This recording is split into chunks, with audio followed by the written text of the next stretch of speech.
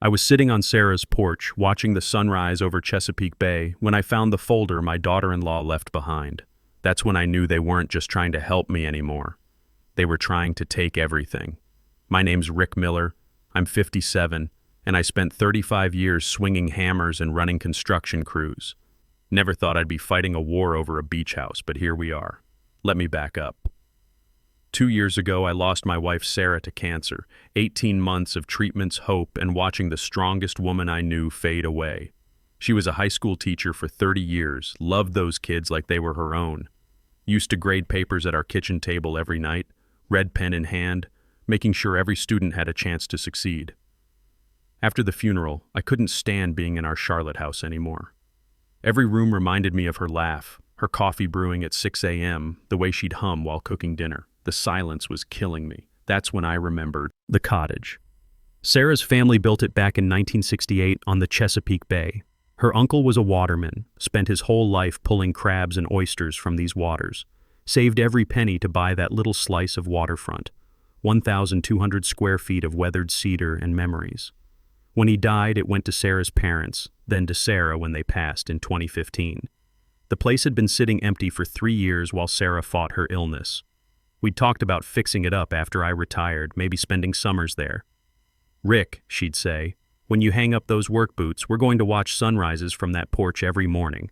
Well, I never got to watch them with her, but I figured I could watch them for her. So I cashed out my pension, $95,000 after 35 years of getting up at 5 a.m. and dealing with deadlines, weather delays, and difficult clients. Sold our Charlotte place for $180,000 and moved to the Bay. Put $45,000 and 8 months of sweat equity into fixing that cottage from the ground up. New roof because the old one leaked like a sieve. Rewired the whole place. The electrical was from the 1960s and about as safe as a lightning rod. Replaced half the flooring where water damage had rotted through. Stripped and repainted every wall, inside and out. Fixed the plumbing, updated the kitchen, rebuilt the front porch where Sarah's uncle used to sit and watch the boats come in. Every nail I drove felt like a conversation with Sarah. Every room I finished brought her back a little. I could almost hear her voice when I painted the bedroom yellow, her favorite color. Could feel her approval when I rebuilt the kitchen island where she'd planned to bake pies for our grandkids someday. The place was worth about $320,000 when I was done. Not bad for a small cottage, but waterfront's waterfront, even on the Chesapeake. Property taxes ran me $3,200 a year. Insurance, another $1,800. Utilities, maintenance, upkeep, probably $8,000 annually to live there. But it was mine, and it was Sarah's, and it was home. That's when my son Nick called. "Dad, Jessica and I want to come down this weekend. We need to talk." Nick's 32, my pride and joy. Smart kid, got his business degree, works as an operations manager for a logistics company in Baltimore. He married Jessica 3 years ago after a whirlwind courtship. She's 29, sharp as a tack, works as a real estate agent for one of those high-end firms that specializes in waterfront properties. Always talking about market values, investment opportunities, what places are really worth versus what people are asking. I figured they wanted to see the renovation work, maybe bring the girls down for a weekend at the beach.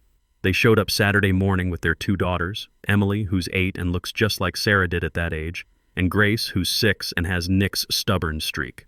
The kids ran straight to the water while Nick and Jessica settled at my kitchen table.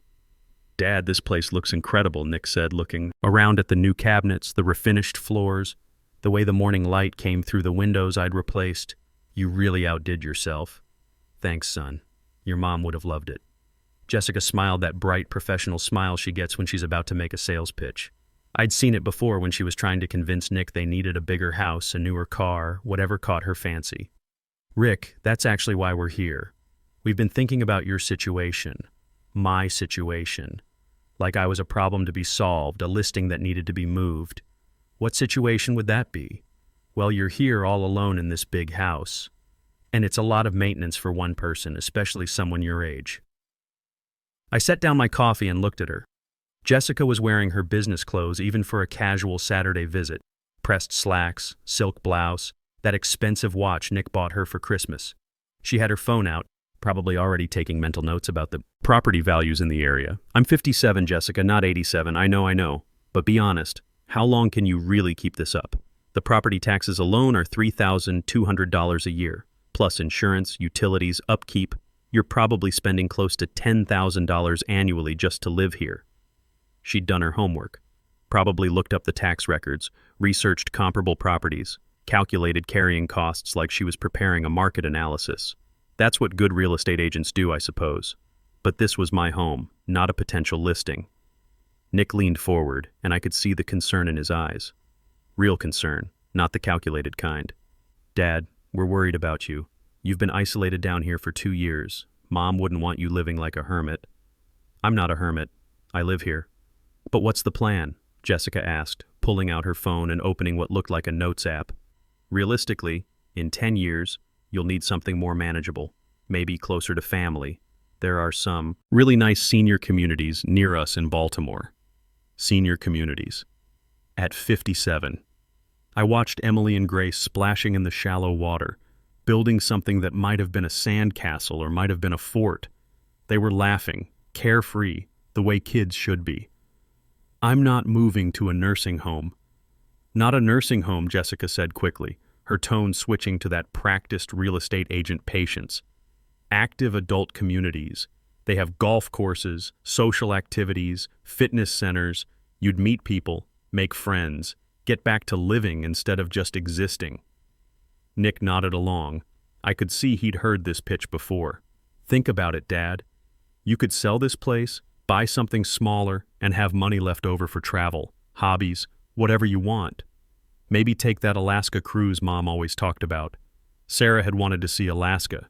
We'd planned to go for our 30th anniversary, but then the cancer came and plans became just dreams. Or, Jessica continued, warming to her subject, if you're not ready to sell, we could look into rental income. A place like this, waterfront, renovated, you could easily get $2,800 a month during peak season, maybe $3,200 in July and August. She'd definitely done her research. Those numbers were probably accurate. The house isn't for rent. Just think about it, she said, leaning forward with that earnest expression she probably used on clients. We could handle all the management, set up a limited liability company, handle bookings, cleaning, maintenance. You'd get passive income and we'd take care of all the headaches. It's really a win-win. I looked at Nick, my son, who used to build model airplanes with me in the garage, who called me when his first daughter was born and cried because he was so happy. Now he was sitting there nodding along while his wife talked about turning his grandmother's cottage into a vacation rental. I need to think about it. Of course, Jessica said, we're not trying to pressure you. We just want what's best for everyone. They stayed for 3 hours. We grilled hamburgers on the deck while the girls played in the sand. Jessica took pictures of everything, the view, the deck, the interior, even the renovated bathroom. Said she wanted to remember how beautiful the place looked now. But I noticed she was also measuring things with her eyes, the way real estate agents do when they're sizing up a property. Nick seemed genuinely interested in what I'd done to the place. We walked around while I showed him the new electrical panel, the replumbed bathroom, the way I'd reinforced the deck supports, father-son stuff, normal stuff. But Jessica kept bringing the conversation back to practicalities, how much the renovation cost, what the property was worth now, how much rental income it could generate. After they left, I sat on the porch with a beer, watching the water turn gold in the late afternoon light. Something felt off, but I couldn't put my finger on it. Jessica's concern felt real enough, but there was an edge to it, a pushiness that reminded me of the high-pressure sales tactics I'd dealt with as a contractor, the kind of people who wanted to close deals fast, before you had time to think things through. The next week, Jessica called directly. Not Nick. Jessica. Rick, I hope I'm not overstepping, but I've been researching senior living options. There's a beautiful place in Annapolis, Chesapeake Manor. It's not far from the water, they have a waiting list, but I could put your name down, just to explore options. I'm not moving, Jessica. I understand completely. But the waiting lists for good places are 2 to 3 years long. By the time you're ready, you'd be all set. And honestly, Rick, places like Chesapeake Manor fill up fast. The good ones anyway. She'd already looked into it, already found a place, already knew about waiting lists, without asking me. I appreciate the concern, but I'm fine here. Of course you are. You're incredibly capable. Look what you did with that cottage. But I just worry about you being so isolated. What if something happens? What if you fall or have a medical emergency? Who would know? The The same arguments people use to scare seniors into giving up their independence. Fall down, can't get up, lie there for days until somebody finds you. I'd heard it all before from contractors trying to sell emergency alert systems to elderly clients. Then I'll call 911 like everyone else. Rick, can I be honest? Nick's worried too. He doesn't say much. You know how men are about emotions, but he's concerned about your mental state. Grief affects people differently. Sometimes we don't see clearly when we're in the middle of it. My mental state. Now I was crazy too. I'm thinking clearly enough to know I'm not moving. Okay. I'm sorry if I overstepped. I just care about you. We both do. You're family. But family doesn't usually research senior living facilities for you without asking. Family doesn't calculate rental income on your home while you're grilling burgers for their kids. 2 weeks later, they showed up unannounced on a Thursday afternoon. Jessica was carrying a bag from some fancy deli in Baltimore, and Nick had that apologetic look he gets when he knows his wife is about to spring something on me. "Surprise!" Jessica called out as they walked in. "We brought lunch. That smoked salmon you like from Goldberg's." She remembered my favorite sandwich, points for attention to detail. The girls ran to the beach again while Jessica set up an elaborate spread in the kitchen. Bagels, cream cheese, smoked salmon, capers, all the fixings. She was being extra nice, extra thoughtful. In my experience, that usually meant somebody wanted something big. "Dad, we need to discuss something important," Jessica said once we'd eaten, and the girls were safely out of earshot, building their daily sandcastle empire. "Here it comes. Nick and I have been talking to an elder care attorney, just to understand options for the future. Estate planning stuff, what kind of options?" Nick finally spoke up, though he looked uncomfortable. "Things like power of attorney, medical directives, financial planning, stuff everyone should have in place." Jessica slid papers across the table. Professional letterhead, legal language, everything properly notarized. "This is just a precautionary power of attorney. It doesn't take away your independence, but it means we can help if you need us." I looked at the documents. They were thick, detailed, full of whereas and heretofore, the kind of legal language designed to confuse people. "Why would I need this? Everyone should have someone they trust to make decisions if they can't," Jessica explained, her voice taking on that patient, educational tone real estate agents use with difficult clients. "What if you're in the hospital and need someone to pay bills or make medical choices? What if you're unconscious and can't speak? For yourself? That's what medical directives are for. This covers more than that. It includes property management, financial oversight, day-to-day decisions. Given your age and your emotional state since Sarah passed, it's just prudent planning." My emotional state again. The woman had a one-track mind. "And this has nothing to do with the cottage. Well, sure, we'd be able to help with maintenance, repairs, make practical decisions about whether it makes financial sense to keep it. But this is really about protecting you, Rick, about making sure you have advocates if something happens." I stood up and walked to the window. Outside, Emily was teaching Grace how to skip stones. 7 skips, 8, 9. The kid had a good arm. "I need time to think about this." "Of course," Jessica said. "No pressure at all. But Rick, we really think it's the right thing to do. For everyone." After they left, I sat at that kitchen table looking at those papers for a long time. Power of attorney, property management, financial oversight. All very reasonable sounding until you realized it meant giving up control of everything you'd worked for your whole life. That's when I called my old friend Daniel Patterson. Dan's an attorney, worked construction cases back when I was still running crews. Good lawyer, better friend. We'd grab beers after particularly nasty job site accidents, the kind where contractors tried to screw workers out of compensation. Dan always fought for the little guy, never forgot where he came from. "Dan, I need advice." Quietly. "What's going on, Rick?" "Family trouble, legal stuff. Can we meet somewhere private?" We met at a diner in Annapolis the next morning, one of those old school places where the coffee's strong and the waitresses have been there since the Carter administration. I brought Jessica's power of attorney documents, explained everything that had been happening. Dan read through the papers while his eggs got cold, his expression darkening with each page. "Rick, this is concerning. These powers are extremely broad. Once you sign this, they can make decisions about your property, your finances, even force you into care facilities if they claim it's necessary. Can they do that? With this document? Absolutely. They could argue you're not competent to live alone, move you to assisted living, and manage your assets for your protection, all perfectly legal if you've signed away your rights. I felt my stomach drop. But it's my house. Is it legally? I mean, did Sarah will it to you clearly? I explained that Sarah's parents had left the cottage to her when they died in 2015. When Sarah passed, it came to me as her surviving spouse. Everything was in my name now, free and clear. Good. That means you have options, but you need to act before you sign anything. What do you suggest? Dan leaned forward, lowering his voice, even though the closest customer was 3 booths away. Put it in an irrevocable trust. Name your beneficiaries, maybe the granddaughters. Make yourself trustee for life. You can live there, maintain it, but no one can force you to sell or transfer it. Will that protect me? It'll protect the property and send a clear message. Once it's in trust, it's no longer your asset to give away, even if you wanted to. And it'll show Jessica that you're not the confused old man she thinks you're dealing with. Dan pushed the power of attorney papers back across the table.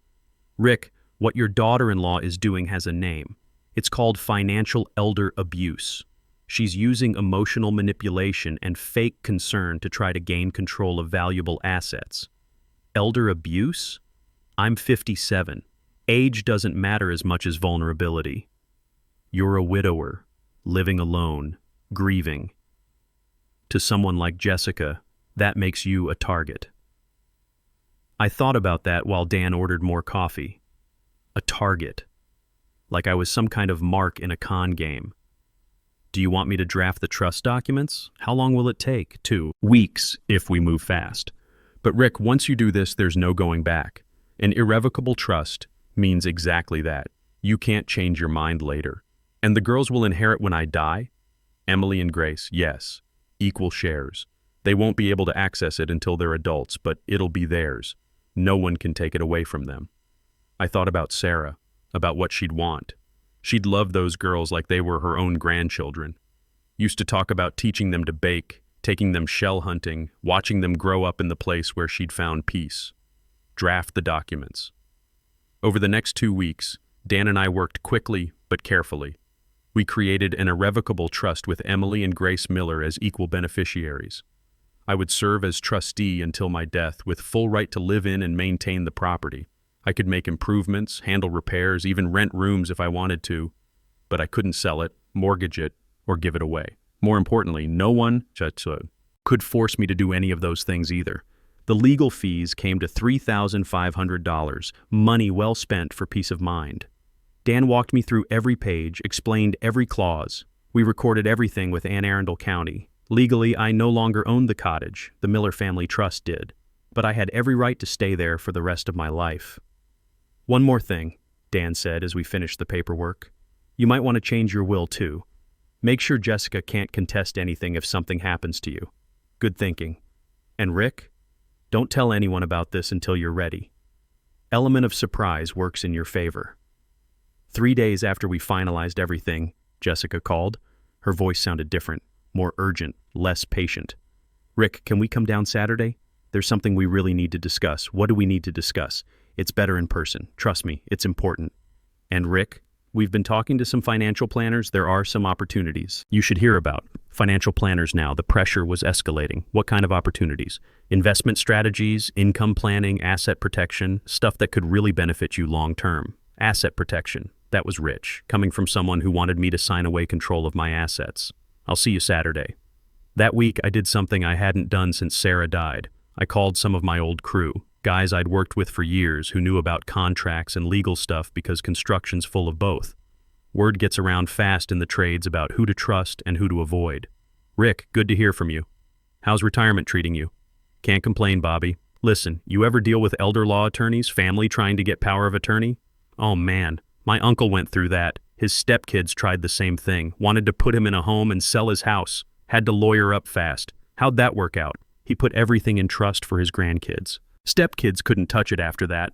Stopped bothering him pretty quick once they realized there was no money in it for them. Similar conversations with 3 other guys. Apparently this kind of thing was more common than I'd realized.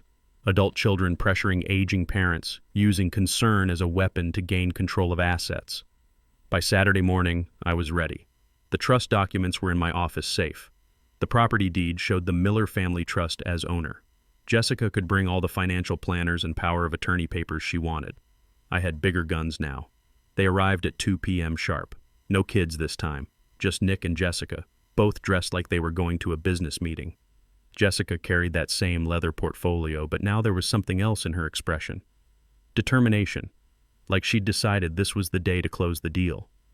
"Rick, thanks for making time," she said, settling at the kitchen table like she owned the place. "We've been doing more research about your situation here, and we really think it's time to make some decisions." Nick looked uncomfortable, fidgeting with his phone. But he nodded along when Jessica talked. "Your isolation, the responsibility of maintaining this property, your future care needs. Nick and I have decided we want to help more directly." She opened the portfolio, and I could see it was fuller now. More papers, more official-looking documents. "We've talked to a financial planner who specializes in senior transitions. He's prepared a comprehensive plan for your assets, including this property." "What kind of plan?" "Income optimization, tax strategies, care planning, everything you need to ensure a comfortable future." Jessica slid papers across the table. The same power of attorney, but now there were additional documents. Something about asset transfers, financial management agreements, property valuations. "We really think this is the right thing to do, Rick." For everyone involved, I looked at the papers without touching them.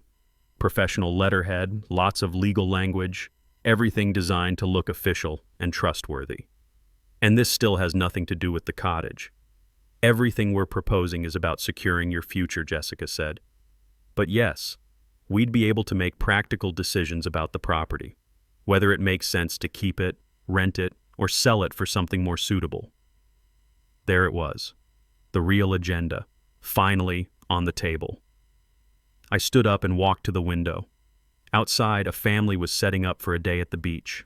Mom, Dad, 2 kids about Emily and Grace's age. The father was teaching his son how to cast a fishing line while the mother helped their daughter collect shells. Normal family stuff, the kind of life Sarah and I had dreamed about having here. "I need to show you something," I said, turning back to face them. I went to my office and returned with my own folder, thicker than Jessica's, with official seals and county stamps. "Jessica, Nick, I need you to understand something." I opened the folder on the table, right next to her financial planning documents. The trust paperwork looked impressive. Multiple pages, legal letterhead, everything properly notarized and recorded. "The cottage is now held in an irrevocable trust. Emily and Grace are the beneficiaries. When I die, they inherit it equally. Until then, I'm the trustee. I live here, maintain it, and make all decisions about it." The silence was deafening. You could hear the waves outside, the distant laughter of that family on the beach, the hum of the refrigerator. But inside my kitchen, nobody said a word. Jessica grabbed the papers, her professional composure cracking for the first time since I'd known her. She flipped through the pages, her face getting redder with each one. "You can't do this. When did you—" "3 weeks ago. It's all legal, all recorded with Anne Arundel County. You can look it up yourself. Public records." Nick looked, stunned. "Dad, why didn't you tell us?" "Because I wanted to make sure the cottage stayed in the family, for Emily and Grace's future, just like Sarah would have wanted." Jessica's mask was slipping completely now. The patient, caring daughter-in-law was gone, replaced by someone I'd never seen before. "This is ridiculous, Rick. You're not thinking clearly." "I'm thinking clearly enough to protect what Sarah valued. You had no right to do this without consulting us. Actually, I had every right. It was my property to do with as I chose." Jessica stood up, papers scattered across the table. "Do you have any idea what you've just done? This property could have generated income for your retirement, could have provided security for your care as you age, my care, or your income." That stopped her cold. Nick was looking back and forth between us like he was watching a tennis match. "What's going on here?" "Ask your wife," I said quietly. "Ask her when she started researching senior living facilities. Ask her about the financial planner who supposedly specializes in senior transitions. Ask her what she told the elder care attorney about my mental state." Jessica's face went pale. "I don't know what you're implying. I'm not implying anything. I'm stating facts. 3 weeks ago, you called Chesapeake Manor and inquired about availability. You told them you had a family member who might need care soon." Nick's voice was barely a whisper. "Jessica, is that true?" She looked at him, then back at me. For a moment, I thought she might try to lie her way out of it, but something in her expression shifted, like she'd decided there was no point pretending anymore. I was gathering information, planning ahead. Someone has to think practically about these things.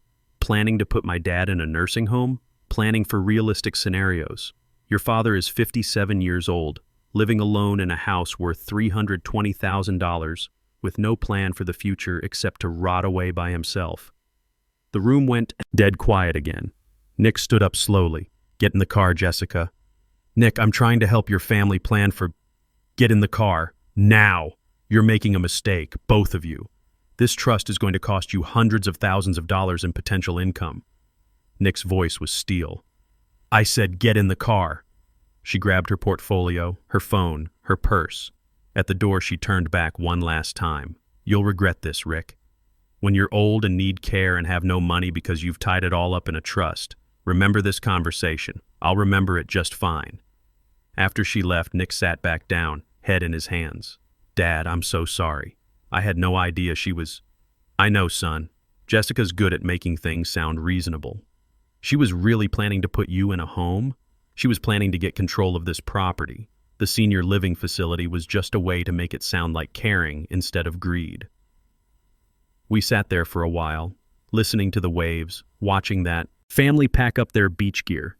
The father was carrying a tired little girl while the mother gathered toys and towels. Normal ending to a normal day. What happens now? Nick asked finally. Now you decide whether Jessica's been honest with you about other things. You think about what kind of marriage you want, what kind of example you want to set for Emily and Grace. The cottage really belongs to them now? When I'm gone, yes. Until then, I live here and take care of it. Make sure it's still standing when they're old enough to appreciate it. Nick looked around the kitchen, at the cabinets I'd built, the windows I'd replaced, the floors I'd refinished. She'd be proud of you, Dad. Mom, I mean, for protecting the girl's future. She'd be proud of you, too, for standing up when it mattered. I should have seen it sooner. Jessica's smart. And she knows how to use family loyalty as a weapon. She almost had me convinced I was the problem. When Nick left, he hugged me on the porch. A real hug, the kind we used to share when he was younger and the world seemed simpler. I'll call you soon. Just me next time. I'd like that, son. I watched him drive away, then sat on the porch with a beer as the sun started to set. My phone buzzed about an hour later. Text from Nick. Called a lawyer. Filing for separation Monday, using Dan Patterson's firm. Thank you for protecting Emily and Grace. I stared at that message for a long time. My son was about to blow up his life because his wife had tried to steal from his father. It couldn't have been an easy decision. I called him. Nick, you sure about this? I've been sure for a while, Dad. I just needed to see who Jessica really was when she couldn't get what she wanted. What about the girls? They'll be fine. Better than fine. Kids are resilient and they deserve honesty. They deserve to know that family means protecting each other, not using each other. We talked for another 20 minutes about custody arrangements, about bringing Emily and Grace to the cottage for weekends, about building the kind of memories Sarah had always wanted them to have here. After we hung up, I walked down to the water. The bay was calm, reflecting the last light of the day like a mirror. Somewhere out there, beyond the horizon, Sarah was probably smiling. The cottage behind me would stand for another generation. Her granddaughters would run through those rooms someday, leave sandy footprints on those floors, watch sunrises from this porch just like she'd dreamed. Jessica had seen dollar signs where there should have been meaning. But meaning isn't something you can calculate or optimize for profit. It's something you protect, something you fight for quietly and strategically, with patience and planning instead of anger and confrontation. I raised my beer toward the darkening sky, toward Sarah, toward everything we'd built together and everything I'd managed to preserve. We did it, I said quietly. The house is safe. The girls are safe. And Nick learned what family really means. The wind carried my words across the water, but I knew she heard them anyway. The cottage would stand, the legacy would continue, and Jessica had learned that not everything in this world is for sale. Sometimes the people closest to you are the ones you need to protect yourself from most. And the best defense isn't confrontation, but quiet preparation and smart legal moves that speak louder than any argument ever could. Real family legacy isn't about maximizing profits or avoiding inconvenience. It's about preserving what matters for the next generation, even when others can't see past the dollar signs to understand what you're really protecting.